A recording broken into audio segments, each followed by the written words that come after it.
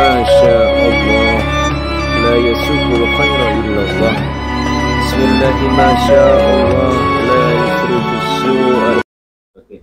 Assalamualaikum warahmatullahi wabarakatuh. Alhamdulillah rabbil alamin, alhamdulillah hamdan katsiran thayyiban mubarakan fih. Allahumma shalli wa sallim daiman abada ala sayyidina maulana Muhammadin wa ala alihi wa sahbihi ajma'in, amma ba'd. Hadirin saudaraku yang dirahmati Allah Subhanahu wa taala. Insyaallah pada kesempatan yang berkah ini kita akan menjelaskan mengenai surah Al-Fatihah. Surah Al-Fatihah ini merupakan ummul kitab, ya.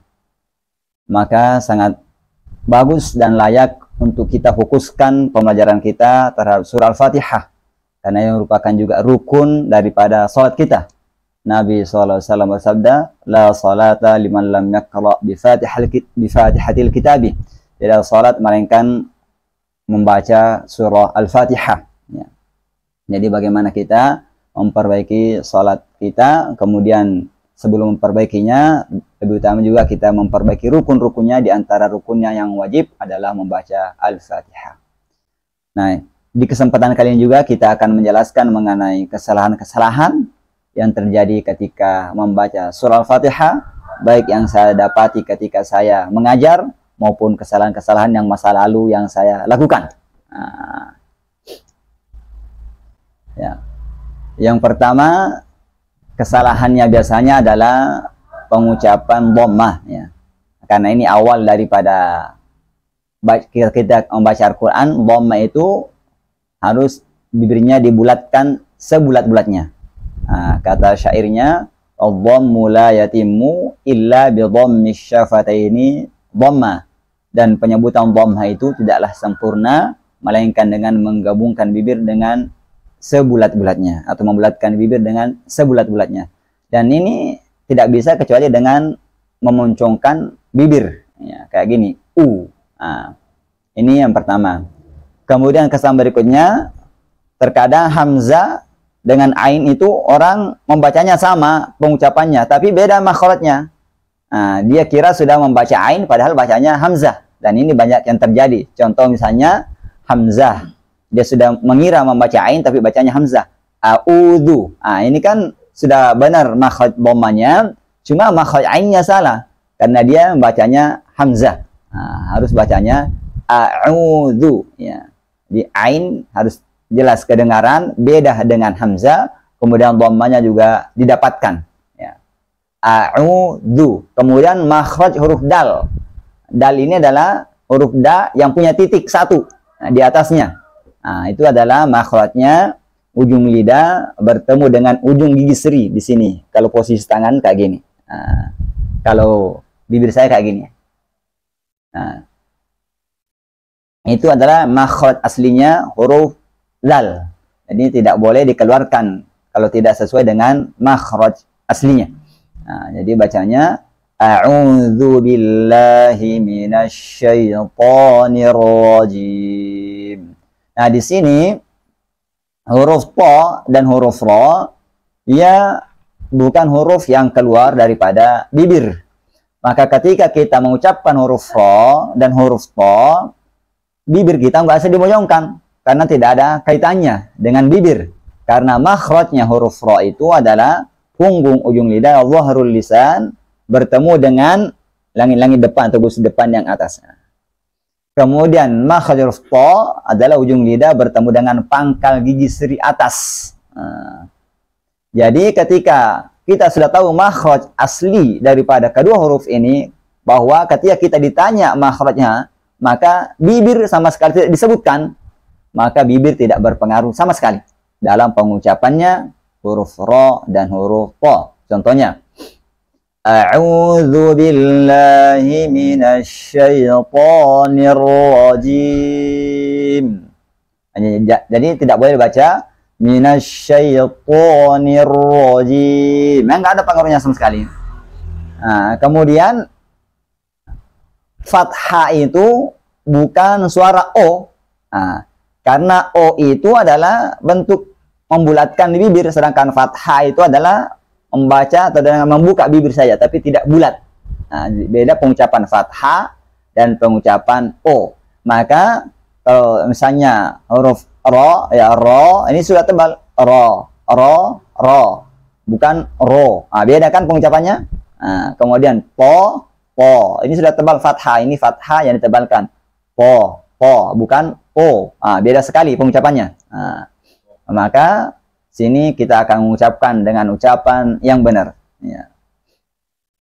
A'udzu billahi minasy syaithanir rajim. Nah, kita berpindah ke basmalah. Bismillahirrahmanirrahim. Di sini biasanya banyaknya kesalahan itu di huruf H. Terkadang huruf H ini dibaca H besar. Kalau istilah kita H besar dan H kecil. Ya.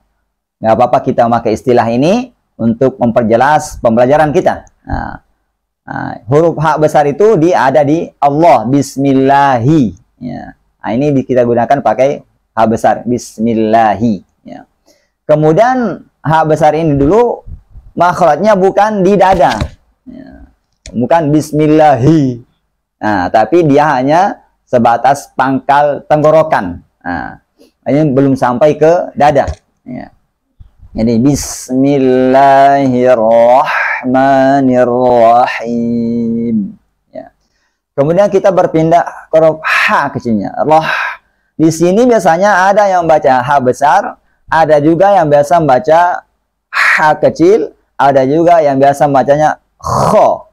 Jadi bacanya roh. Ini adalah kebiasaan yang harusnya kita ubah dengan melatih sungguh-sungguh bacaan kita supaya bacaan kita baik menjadi roh.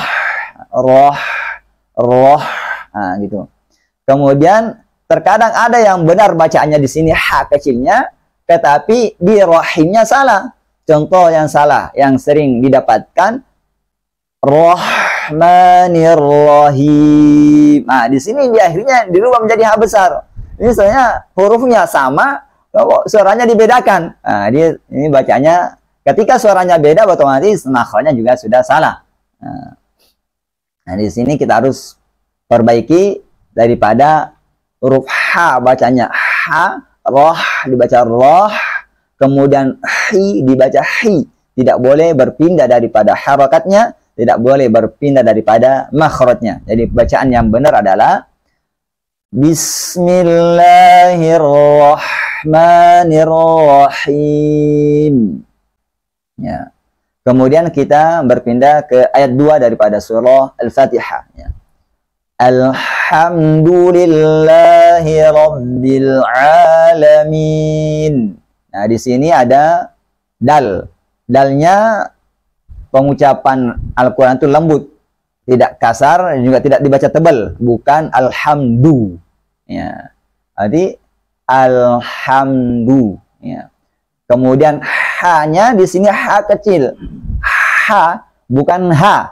Terkadang di sini juga ada yang sering membaca alhamdu, apalagi kebiasaan kita, ayo baca syukur, alhamdulillah, bukan alhamdulillah. Ini kebiasaan yang membawa salah ketika kita baca Fatihah, karena biasanya kalau dia bersyukur biasanya alhamdulillah, bukan alhamdulillah. Maka di sini juga kebiasaannya harus kita perbaiki. Kalau kita mengucapkan, ayo kita baca syukur, baca alhamdulillah, agar ketika kita baca Fatihah sudah juga terbiasa dengan makhraj yang betul. Ya. Ini bacanya alhamdulillahi rabbil alamin. Di sini pakai ain, bukan pakai hamzah. Nah, terkadang ada yang nggak bisa membedakan antara hamzah dan ain. Salah seorang murid saya yang pernah saya temui, dia mengatakan bahwa Ustadz, ini hurufnya sama-sama A. Kalau kita bahasa Indonesia ke A. Cuma bedanya kalau hamzah ada komanya. Ngapa bedanya Ustaz? Ini kan sama-sama A hurufnya. Maksudnya ini tidak mewakili daripada 100% pengucapan Arab. Pengucapan asli daripada Al-Quran itu. Jadi hanya memudahkan kita untuk sedikit membedakan, akan tetapi itu sudah dikasih koma, artinya ada perbedaannya sedikit lah. Bukan sama-sama. Jadi bacanya yang benar adalah Rabbil Alamin. Pakai ain. Ya. Alhamdulillahi Rabbil Alamin. Ya. Kemudian kita pindah lagi. Ar-Rahmanir Rahim. Nah, di sini juga R-nya saya ulangi lagi dari penekanan saja bahwa bukan pakai O atau bukan pakai O, bukan Ar-Rahmanir Rahim. Akan tetapi fathah yang ditebalkan dan bibir tidak berpengaruh ketika huruf Ra diucapkan. Karena di sini Ra-nya tidak memakai dhammah, maka bibirnya dibuka saja seperti biasanya. Ar-Rahmanir Rahim. Nah, diingatkan lagi bahwa di sini ha keduanya adalah masih ha kecil, maka jangan terpengaruh misalnya dengan ha besar ataupun kho.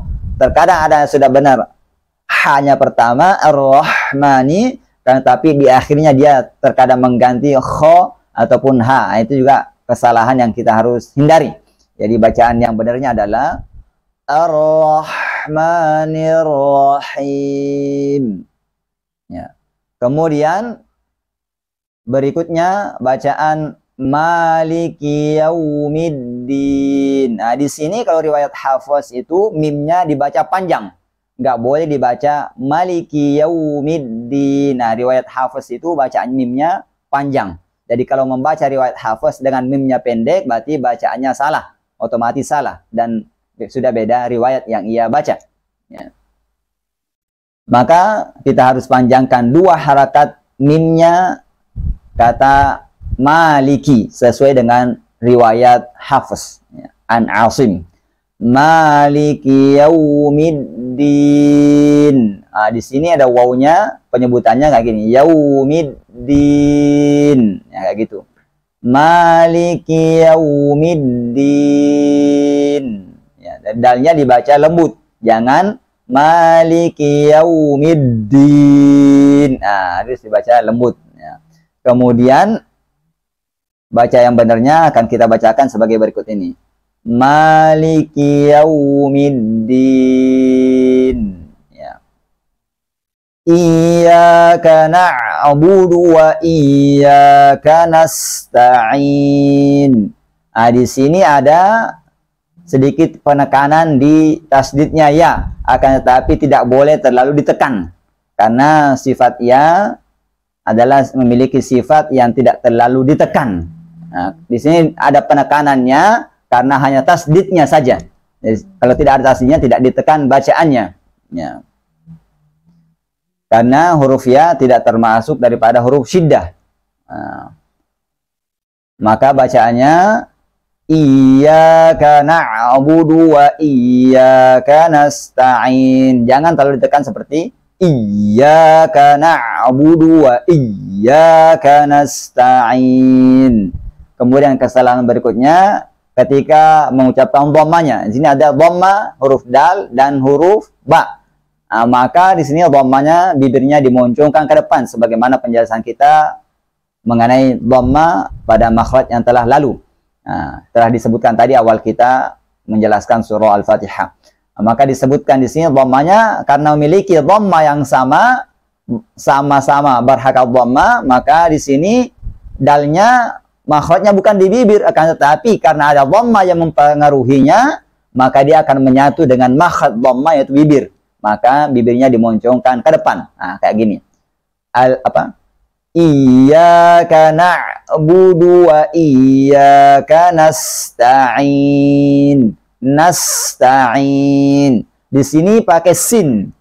Terkadang ada yang saya lihat baik daripada murid-murid saya yang bacanya belum benar, bacanya pakai shin. Nasta'in. Nah, ini adalah kesalahan yang sangat fatal, ya. Karena dia sudah menyimpang daripada bacaan asli Al-Quran itu sendiri. Karena di sini adalah menggunakan huruf sin. Jadi nasta'in. Nah, sekarang kita akan baca yang benar sebagai berikut. Iyyaka na'budu wa iyyaka nasta'in. Ya. Ihdinas siratal mustaqim. Di sini haknya tidak boleh dikeluarkan di dada sebagaimana penjelasan tadi di atas. Nah, maka dia karena makhraj huruf ha besar ini adalah di pangkal tenggorokan saja, maka bacanya ihdina, ihdina, bukan ihdina, ya. Bacanya ihdina. Kemudian shotnya, bibirnya nggak usah dimonyongin, karena shot nggak berpengaruh di bibir. Makhraj huruf shot itu adalah ujung lidah bertemu gigi seri bawah. Kalau saya gambarkan dengan tangan, beginilah bentuknya. Ujung lidah, dia memakai ujung lidah, ini gigi seri bawah, maka di sini. Kalau digambarkan gigi serinya begini, berarti di sini.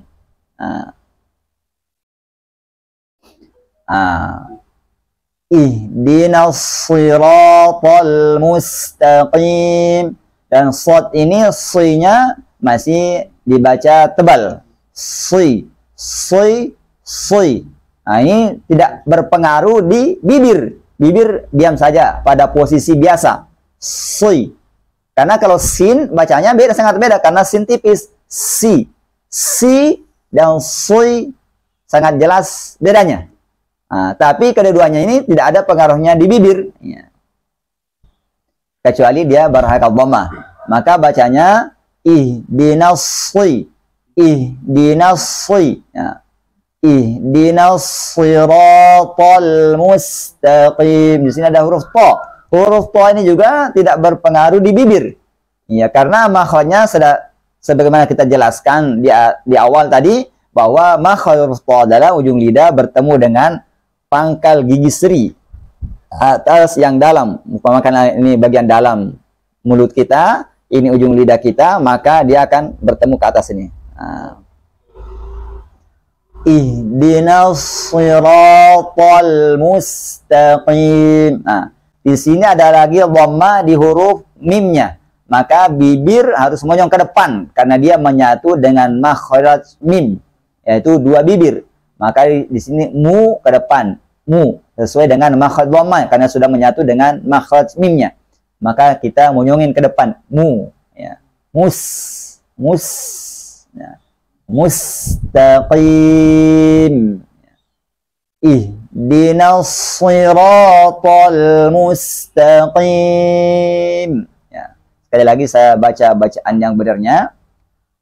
Ihdinas siratal mustaqim. Ya. Siratal ladzina an'amta 'alaihim ghairil maghdubi 'alaihim waladdallin.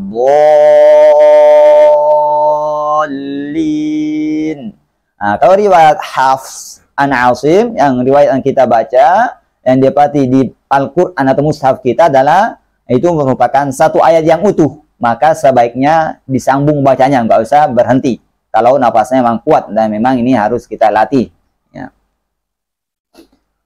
Di sini tadi kesalahan yang saya dapati masih sama dengan kesalahan di ayat yang ke-6, yaitu sirata, shadnya terkadang monyong atau to-nya yang monyong, atau ro-nya yang dibaca dengan o, atau to-nya yang dibaca o. Maka di sini sama-sama penjelasannya bahwa huruf to tidak memakai suara o, kemudian bibir tidak berpengaruh padanya. Begitu juga huruf shad tidak berpengaruh di bibir, ya, sebagaimana makhraj yang telah kita sebutkan. Maka di sini bacanya saja siratal ladzina. Dan di sini ada lagi kita ketemu huruf dal yang punya titik, itu dal. Makhrajnya masih sama dengan yang pertama ketika kita mengucapkan a'udzu, yaitu ujung lidah bertemu dengan ujung gigi seri. Nampak sedikit ujung lidahnya kelihatan kalau gambarnya dengan tangan kayak gini, kalau gambarnya dengan bibir saya kayak gini. Tidak boleh terlalu banyak kayak gini. Itu melebihi. Jadi sedikit aja. Yang penting ada sedikit kelihatan ujungnya. Gitu. Jadi bacanya siratal ladzina an'amta 'alaihim. Di sini harus kita perjelas ainnya karena terkadang ada yang membacanya seperti hamzah. Karena belum terlalu dijelaskan pengucapan ainnya mungkin oleh guru-guru sebelumnya, atau memang kebiasaan yang ia dapatkan kayak gitu, maka sering dibaca an'amta 'alaihim. Ada sebabnya di sini hamzah yang pertama, ain yang kedua. Harus dibaca an'amta 'alaihim. Di sini ain yang kedua ketemu lagi 'alaihim juga huruf ain. Ya, terkadang ada sudah benar pada ain yang an'amta, ketika alaihim salah lagi ucapannya. Maka di sini harus ketika hurufnya sama, maka juga sama pengucapannya secara otomatis, tidak boleh dibedakan. Ya. Maka di sini an'amta alaihim, suara tekanan ain an'amta, begitupun suara tekanan ain pada alaihim sama. Ya. An'amta alaihim ghairil maghdubi alaihim. Di sini ada huruf ghain. Ghain ini adalah huruf isti'lam yang tidak dipengaruhi oleh huruf O, karena tidak ada pengaruhnya huruf isti'la pada huruf O. Beda pengucapan fathah yang ditebalkan dengan huruf O sebagaimana penjelasan tadi kita jelaskan. Maka di sini huruf ghain bacanya gha, gha, gha, gha. Ini sudah tebal. Beda dengan go. O dengan ro sangat jauh beda bunyinya. Maka dibacanya ghairil, bukan goiril. Sangat jauh. Ya. Tapi harus tebal. Jangan gairil. Itu tipis, nggak boleh.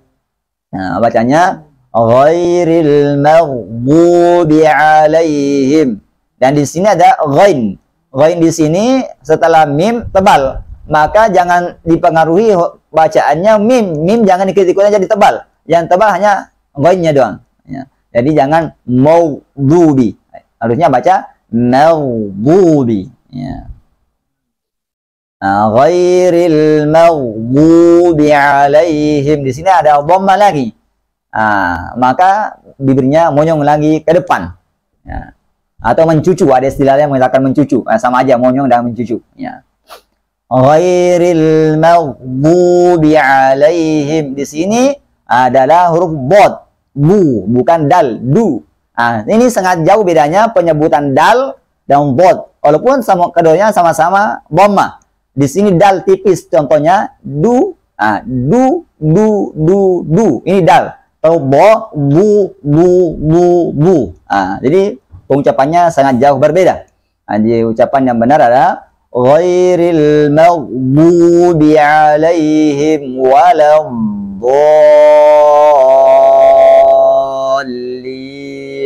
Di sini bodnya ini adalah memiliki lazim atau mat lazim, ya.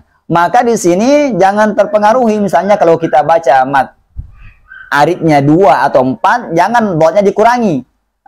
Dot ini tidak boleh dikurangi dari 6. Nah, jangan ingin cepat-cepat misalnya waladdallin. Itu belum cukup botnya. Botnya tidak boleh kurang daripada 6 karena dia lazim, harus. Ya. Waladdallin. Ya. Bot di sini juga beda dengan huruf dal yang ditebalkan. Ini juga terkadang kita dapati kesalahan yang sama. Yang sering terjadi adalah membaca huruf bot dengan dal yang ditebalkan. Contohnya waladdallin. Beda bunyinya dengan bot. Waladdallin. Ini sangat jauh. Maka kita harus memperhatikannya. Kemudian bot di sini bukan huruf wa, bukan huruf po yang punya titik. Maka nggak boleh baca waladdallin. Itu jelas salah. Atau ujung lidahnya kelihatan waladdallin, jelas salah karena bot tidak memiliki sifat hams, ya. Bukan juga sama maknanya dengan huruf wa, ya.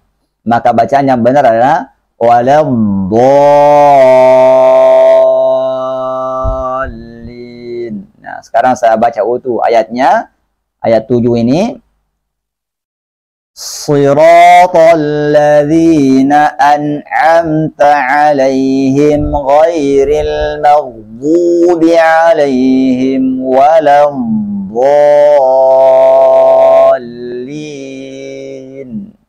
Ya, sekian pembahasan mengenai surah Al-Fatihah. Mudah-mudahan ada manfaatnya bagi kita semuanya. Assalamualaikum warahmatullahi wabarakatuh.